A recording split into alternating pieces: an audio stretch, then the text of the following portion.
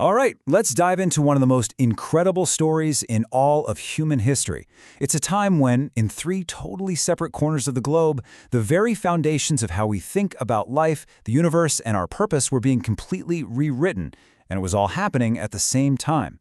I mean, really, think about that for a second. This isn't some sci-fi plot. It's a real historical puzzle. How on earth could some of the most profound thinkers, people who never met, never read each other's work, and probably didn't even know the others existed, all land on such revolutionary and weirdly similar ideas about humanity at pretty much the exact same time? Well, that's the mystery we're going to unravel today. So, our journey is going to start in the ancient Mediterranean, in a place that was just an absolute hotbed of intellectual energy. First stop, ancient Greece, where we find the first piece of our puzzle. Okay, picture the streets of Athens back then. The city is buzzing. It's teeming with art, with debate, with this radical new idea of democracy. Now, for a long time, the big thinkers had been obsessed with the cosmos. They were asking these huge questions like, what is the universe fundamentally made of? Is it water? Is it air? But something was starting to change. The focus was shifting, away from the stars and right back down to us. And right at the center of that shift was Socrates. He just wasn't that interested in what the universe was made of. He basically said, look, that's all well and good, but the real, crucial mission is right here, to figure out what it means to be human. He dragged philosophy down from the heavens and planted it right in the middle of the marketplace, forcing people to think about their own lives. So here's the key takeaway. Socrates kicked off a revolution of the mind. He literally shifted the entire focus of philosophy from the outside world of physics to the inner world of ethics. And his method? Just constant questioning, constant self-examination. For him, the greatest wisdom wasn't having all the answers. No, it was being deeply, brutally honest about what you don't know. That, to Socrates, was true knowledge. Okay, so let's keep moving and see how this all connects. We're going to travel east, across continents, all the way to India.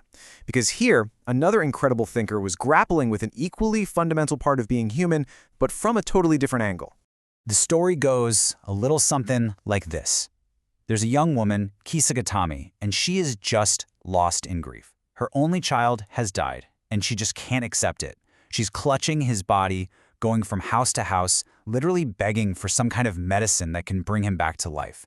Finally, someone points her in the direction of the Buddha. So she goes to the Buddha, who listens to her with incredible compassion, and he gives her a task.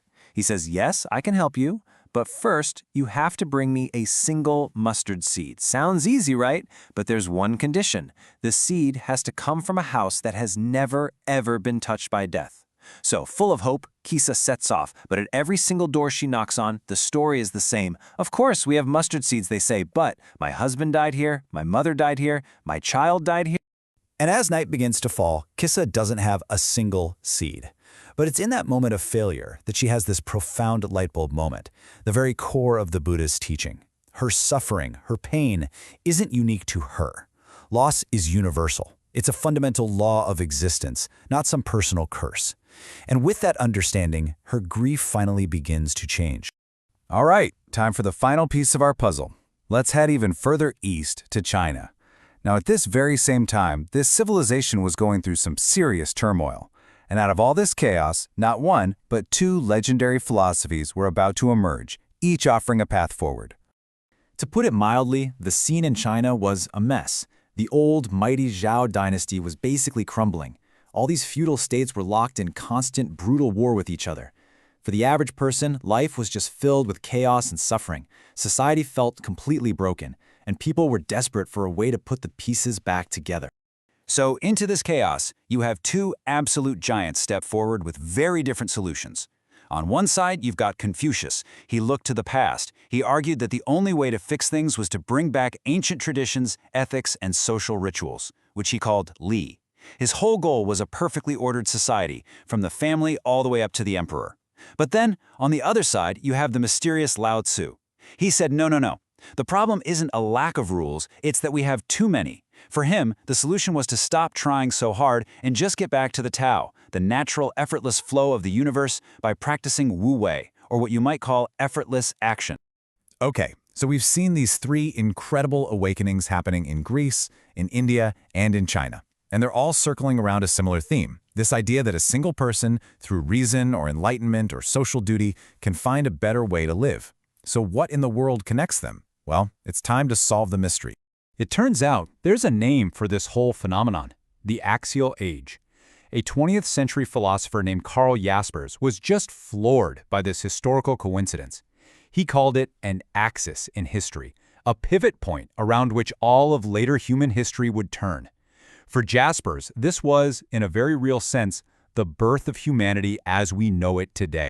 And what's just wild is when you see it all laid out on a timeline like this, the overlap is just breathtakingly tight. You've got Confucius and Laozi doing their thing in China. At the exact same time, the Buddha is walking the roads of India. Not long after, Socrates is annoying everyone with questions in the Athenian marketplace. And this doesn't even include the great Hebrew prophets in Israel. It all happened in what is basically the blink of an eye, historically speaking. And it wasn't just the timing. Jaspers pointed out all these common threads that connect them. You see the birth of what we now call philosophy. You see the rise of this figure, the wandering sage, the hermit who steps outside society to find a deeper truth.